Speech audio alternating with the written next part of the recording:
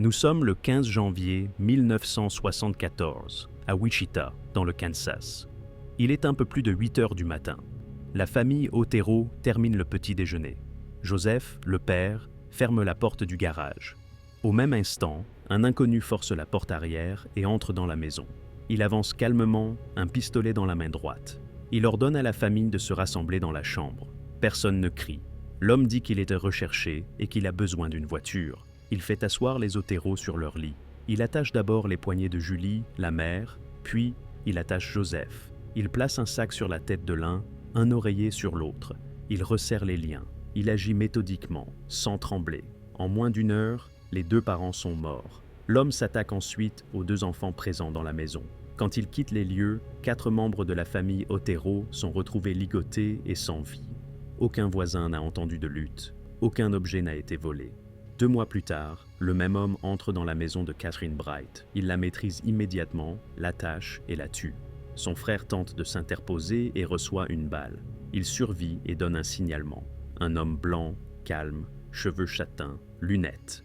Le tueur disparaît sans laisser de traces. Entre 1974 et 1977, 3 autres femmes sont retrouvées mortes dans leur propre maison, attachées de la même façon. La police constate les mêmes signes. Entrée par effraction, aucune empreinte, aucune arme laissée sur place. L'homme choisit des femmes seules, les surprend chez elles, agit toujours avec le même contrôle. Chaque scène montre la même signature. La police n'a aucun suspect. Nous sommes en octobre 1974. Un journaliste de Wichita reçoit une lettre manuscrite. L'auteur y décrit en détail le meurtre de la famille Otero. Il écrit « Je suis le coupable. Vous pouvez m'appeler BTK, bind them, torture them, kill them ». Dans la ville, la panique s'installe. Les médias diffusent tard le nom BTK. Chacun vérifie les fenêtres le soir. En mars 1977, BTK frappe à nouveau. Il entre chez Shirley Vian. Ses enfants sont dans la maison. Il les enferme dans une pièce, leur dit de ne pas bouger. Il s'en prend ensuite à leur mère. Quand la police arrive, il n'y a plus personne. BTK a disparu.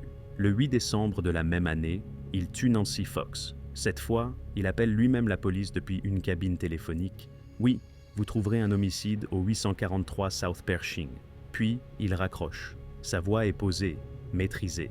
Les enquêteurs trouvent la victime attachée. Aucune trace de lutte dans la maison. L'homme semble entrer, exécuter et sortir sans se précipiter. En 1978, il envoie une autre lettre à la police. « Je suis partout. Je peux frapper à tout moment. » Wichita vit dans la peur permanente. BTK arrête de tuer en apparence, mais continue d'écrire. En 1985, il reprend. Sa nouvelle victime est Marine Edge, une voisine. Il entre chez elle à 2 heures du matin. Il la neutralise, l'emporte dans le coffre de sa voiture et la relâche sans vie dans un fossé à quelques kilomètres. En 1986, il tue encore une femme, Vicky Wegerle. Pour chaque crime, les enquêteurs retrouvent ainsi la même méthode. BTK observe, planifie, entre, attache, exécute. Pendant près de 30 ans, BTK tue quand il le décide, en plein cœur d'une ville américaine moderne. Personne ne l'a vu venir. Nous sommes en janvier 2004. Après 25 ans de silence, BTK envoie à nouveau une lettre. Il exige qu'on parle de lui dans les journaux. La police décide de le piéger. BTK envoie un paquet contenant une disquette informatique. Les enquêteurs l'analysent. Le fichier révèle un nom, Dennis. Il révèle aussi que le document a été créé à l'église luthérienne de Christ Church. Le président du conseil de cette église est Dennis Rader. Les policiers récupèrent un échantillon ADN sur un objet utilisé par sa fille. L'ADN correspond à celui trouvé sur une scène de crime en 1974. Le 25 février 2005, la police intercepte Dennis Rader dans sa voiture. Il n'essaie pas de fuir. Il se laisse menotter. Durant son interrogatoire, il décrit chaque meurtre avec précision, sans émotion. Il explique qu'il préparait ses projets pendant des semaines. Il avoue 10 meurtres au total. Le 27 juin 2005, il plaide coupable. Le juge le condamne à 10 peines de prison à perpétuité, sans possibilité de libération conditionnelle. Aujourd'hui, Dennis Rader est incarcéré au centre correctionnel d'Eldorado. Il est classé prisonnier à risque extrême. Il passe 23 heures par jour en isolement. Il ne sera jamais libéré.